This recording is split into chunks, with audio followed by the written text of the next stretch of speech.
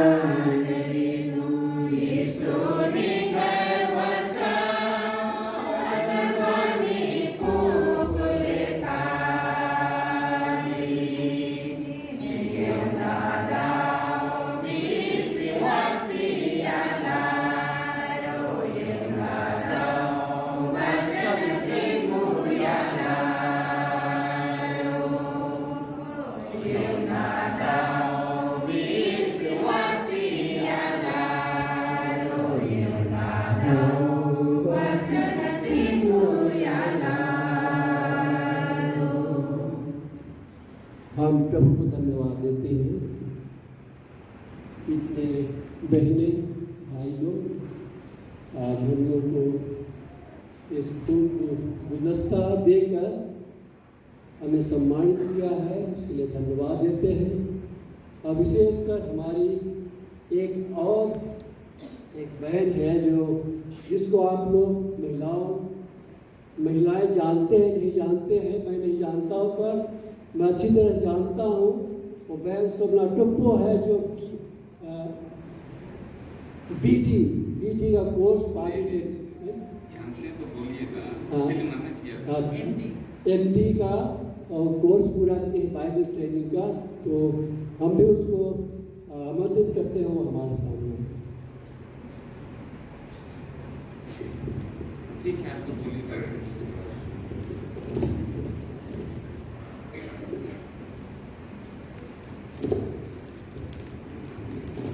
ताली बजा देंगे।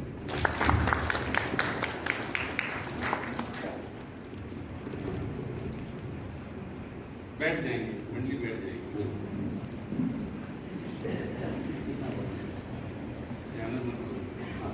एक भजन गाएंगे लेकिन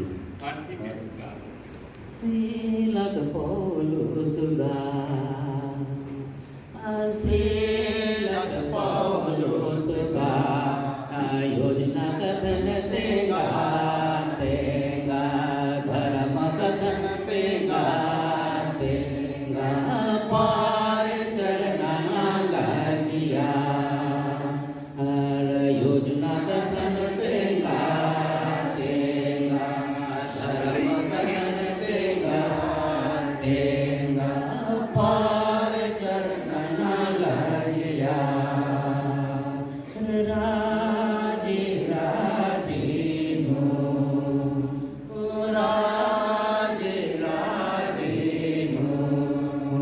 योजना कथन देगा देगा धर्म कथन देगा देगा पार चरना लगिया रहो भला योजना कथन देगा देगा धर्म कथन देगा देगा पार चरना लगिया।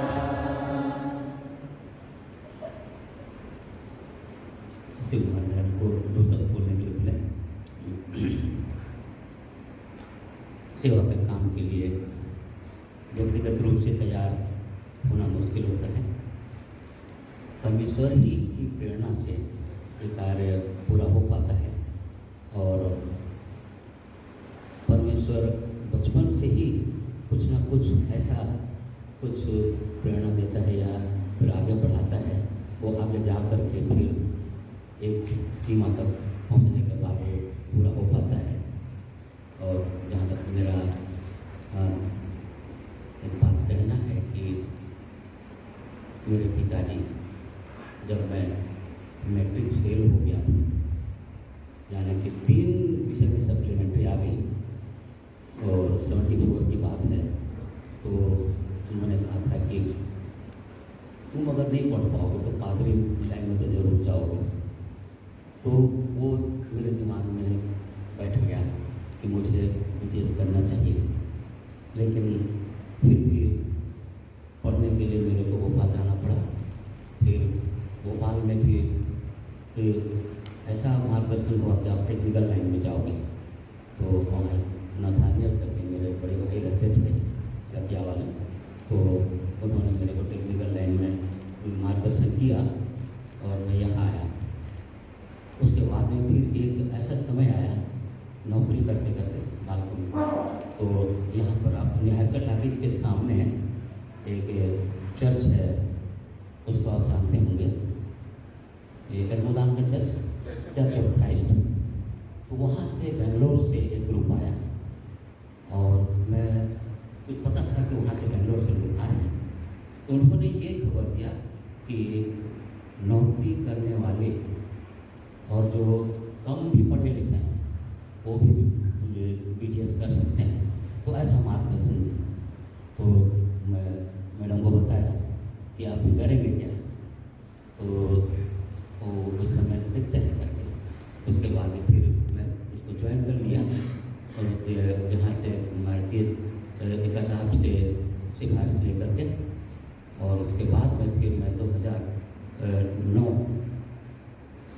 से 11 तक।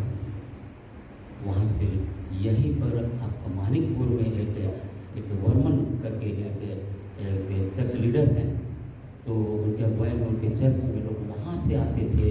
उनका ब्रांच नागपुर में है, वो पढ़ाने के लिए आते थे और हम लोग नौकरी के बीच से हम लोग को यहाँ क्लास करते थे।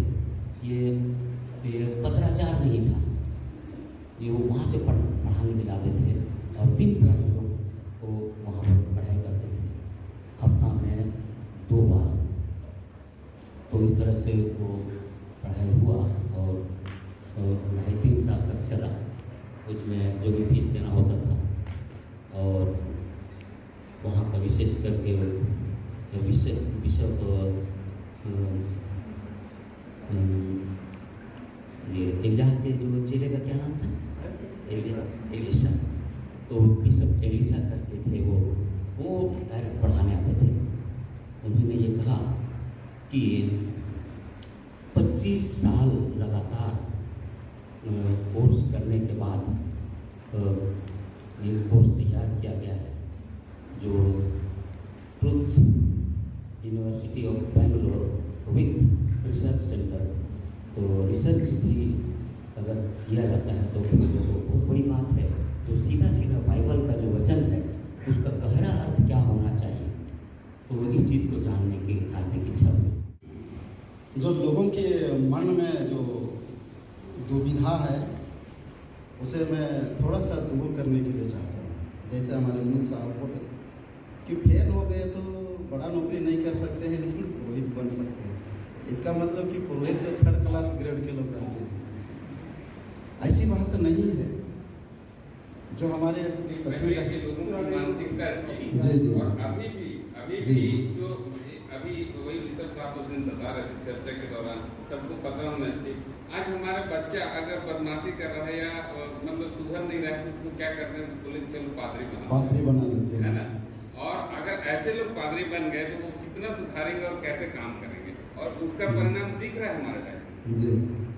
तो जैसा हमारे पश्चिमी डायसिस के जो पदस्थापन के बाद हमारा कार्यक्रम होना था, उस समय हमारे पेरिस सचिव कोरबा के कहने लगा कि हम लोग किस वचन को उसमें सेट करें, और यह वचन की छानबीन के लिए प्रयास किया और वचन उसमें दिया गया। इसलिए ऐसी बात नहीं है। मैं 2 बातों को कहना चाहता हूँ। उसमें एक सीधी बुलाहट है और एक द्वारा है। एक सीधी बुलाहट है और एक द्वारा है, एक माध्यम है। तो जो पुरोहिताई पद हैं उनके लिए सीधी बुलाहट में उस वचन को है कि यशायाह 6:8 में है। उसमें कहता है कि मैं यहाँ हूँ, मुझे भेज। वो सीधी बुलाहट है। और जो माध्यम है वो गर्भ में रचने से पहले ही परमेश्वर ने चुन लिया है। उसको वो नहीं जानता है, लेकिन दूसरों के द्वारा उसको कहलवाता है कि तुम पादरी बनने के योग्य हो और प्रचार बनने के योग्य हो। तुम पादरी बन सकते हो और प्रचारी कर सकते हो। ये माध्यम है। वचन कहता है कि अब तक कुछ सो गए हैं और कुछ जीवित हैं।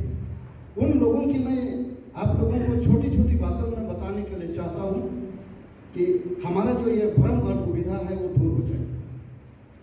जो प्रथम बिशप हमारे नॉर्थ वेस्टर्न गॉस्पेल एवेंजेलिकल के हैं थे बिशप डॉक्टर निर्मल मिंज, वे अपनी छोटी बहन के कथन के अनुसार उस समय के पढ़े लिखे कोई भी बड़े नौकरी कर सकते थे, लेकिन आज पुरोहित को चुना और वे बिशप बन करके परमेश्वर के दास होकर के मसीह में सो गए। उसकी जो बहन थी उसकी कथन थी कि वो कथन यह है कि बड़े भैया आदमी मरने के बाद जाते कहाँ हैं। ये बहुत कठिन सवाल उसने कहा कि मरने के बाद मनुष्य जाते कहाँ हैं। और इस बात को छानबीन करने के लिए उसने अपना सारा जीवन को पुरोहिताई में लगा दिया, प्रभु के दास के रूप में लगा दिया। और दूसरा हमारे जो बिशप स्वर्गीय निर्दोष लकड़ा थे, उसने वचन को पढ़ा, इतनी गहरी वचन को पढ़ा और कहा कि संसार के सब धन व्यर्थ है। और वो कहता है कि मैं उस समय का MSc पढ़ा हुआ व्यक्ति था कि मैं अपना घर को पैसा से छाप देता, लेकिन संसार का सब धन जो व्यर्थ है तो मैं क्यों उस धर्म के पीछे पड़ा हूँ, मैं पुरोहित करने के लिए जाऊँगा, या बोल करके उसने पुरोहिताई के लिए आया और अपना सारा जीवन मसीह में वो बिताया और मसीह में सो गया। मैंने कहा कि कुछ सो गए और कुछ हैं। अभी हमारे जो आर्च बिशप हैं, archbishop right reverend Raju Satish Toppo, ये अपने पिता के इकलौते पुत्र हैं और इनका सोच था कि मैं ऐसे पढ़ूंगा। वो इंग्लिश मीडियम के केजी क्लास से लेके MA तक का है और वो उनका सोच था कि मैं ऐसा पढ़ूंगा और बड़ा कार्य करूंगा और अनाथालय में खोलूंगा। लेकिन किसी ने उनको समझाया और कहा कि मैं तू पादरी बन, पादरी के योग्य आदमी है।